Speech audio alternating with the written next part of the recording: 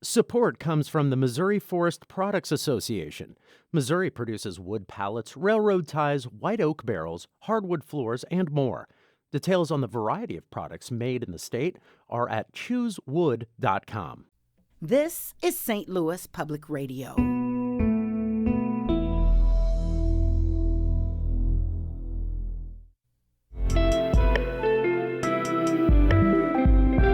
It's Wednesday, April 21st. This is The Gateway. I'm Wayne Pratt. EmptySchools.St. Louis. St. Louis Public Schools is trying to adjust with plans to shut down 8 buildings at the end of the academic year. But officials say closing schools is not easy. Closing a school, it's fraught. It is a tough decision to make. In just a few minutes, St. Louis Public Radio's Ryan Delaney examines the debate over efficiency versus community when it comes to school enrollment. Activists in the St. Louis region want to send a strong message to elected officials and police after former Minneapolis officer Derek Chauvin's guilty verdict. St. Louis Public Radio's Kayla Drake reports. Many St. Louis activists were relieved and elated now that Derek Chauvin has been found guilty of murder. But they're quick to point out the work is far from finished. 18-year-old Marquise Govian was one of the people leading chants at a downtown St. Louis rally on Tuesday, shortly after the verdict was announced. This is not a celebration. This is not a celebration. This is a continuation. This is a continuation. In Govian's eyes, George Floyd received accountability, not justice, because he's still dead. It took so many black and brown dead bodies for us to get one act of accountability. And I think that is a shame. That's a shame to all of these systems that are supposedly supposed to answer to us. Govian says he plans to continue to advocate for police reform. I'm Kayla Drake, St. Louis Public Radio. Elected officials throughout the region are also reacting to the verdict. U.S. Representative Cori Bush is happy with the jury's decision, but calls the trial a traumatizing and painful reminder of how hard it is to hold police officers accountable. St. Louis Mayor Tashara Jones is also praising the verdict, saying we are finally seeing the consequences of when officers violate the trust of the people. Jones's statement came hours after she was sworn in as the first black female mayor in the city's history. That's where St. Louis Public Radio's Rachel Littman picks up the story. Jones came within 900 votes of the mayor's office in 2017. In a speech that echoed Dr. Martin Luther King's I Have a Dream, she thanked her supporters who stuck with her over those 4 years. Today serves as a reminder of what our city can be when we summon the best within ourselves and come together around a positive vision of change and opportunity for all in our city. Jones is pledging cooperation with leaders throughout the region and the state and major changes to how policing is handled in the city. She says she has a dream of, quote, breaking the chains that have held St. Louis back for years. With her swearing in, most of the top elected offices in the city are now held by black politicians.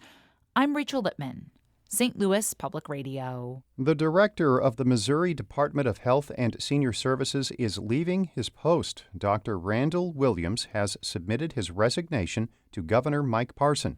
Here's St. Louis Public Radio's Sarah Fenton. Parson said he appreciated the work Williams had done during the coronavirus pandemic, but the governor did not say why Williams is stepping down.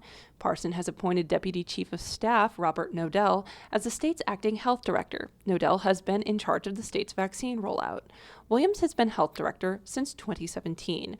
During his tenure, he's come under fire from critics who accuse him and others in the Parson administration of blocking access to abortions through restrictive laws. Williams has also supported Parson's approach to the health crisis, which allowed local leaders to decide whether to put preventative measures in place. The state has resisted issuing statewide mask mandates and other restrictions, even though doctors have implored state officials for more widespread policies. I'm Sarah Fenton, St. Louis Public Radio. The longtime managing director of the Repertory Theater of St. Louis is retiring. Mark Bernstein has led the Webster Groves-based theater since 1987. The Rep has tripled its annual budget under his leadership. The theater's endowment has grown from $500,000 to nearly $10 million. Bernstein will stay on the job until January 1st. The theater is launching a national search for his successor.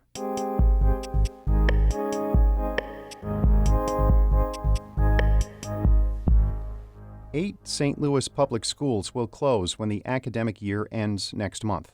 But the district's buildings will still house far fewer students than big school districts throughout the country. St. Louis University education researchers say the city is near the bottom for enrollment per school.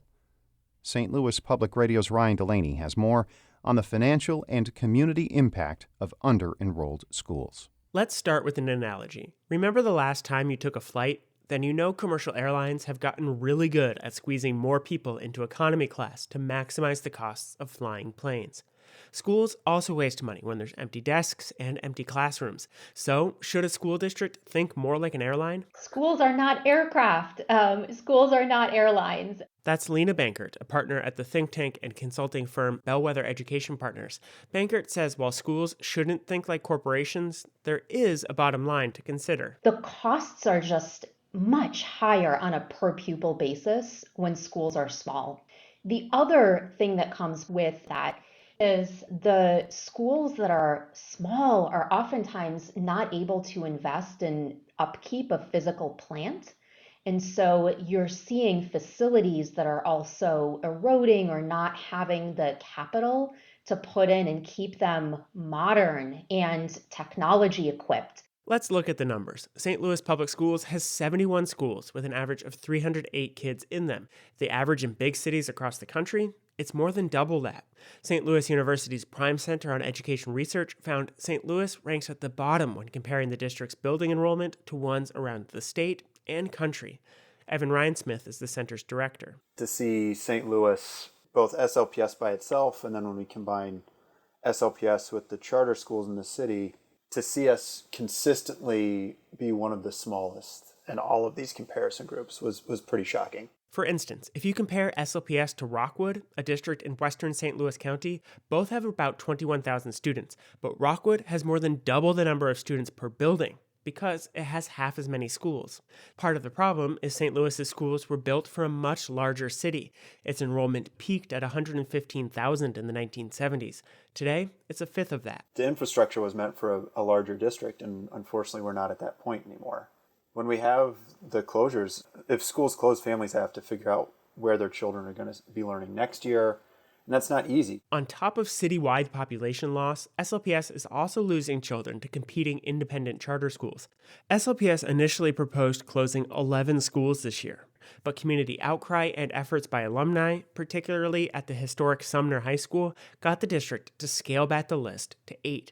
After its smaller consolidation over the summer, the district enrollment per school will rise by just about 24 kids. So, should SLPS drastically cut the number of schools and put more kids in fewer buildings? Lena Bankert says there's more than efficiency to consider. Closing a school, it's fraught. It is a tough decision to make. It goes beyond just what logic or numbers might tell you.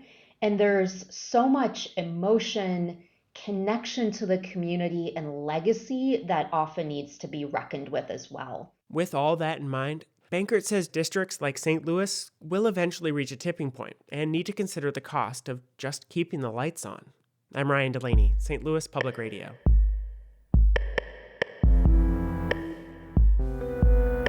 Our Maria Altman edited that report. Shula Newman is the executive editor of St. Louis Public Radio. Music by Ryan McNeely of Adult Fur. I'm Wayne Pratt. The Gateway is a production of St. Louis Public Radio. Understanding starts here. St. Louis Public Radio is a service of the University of Missouri St. Louis. Support comes from the Missouri Forest Products Association, providing more than 41,000 jobs in the production of wood pallets, railroad ties, white oak barrels, hardwood floors, and more. Details at choosewood.com.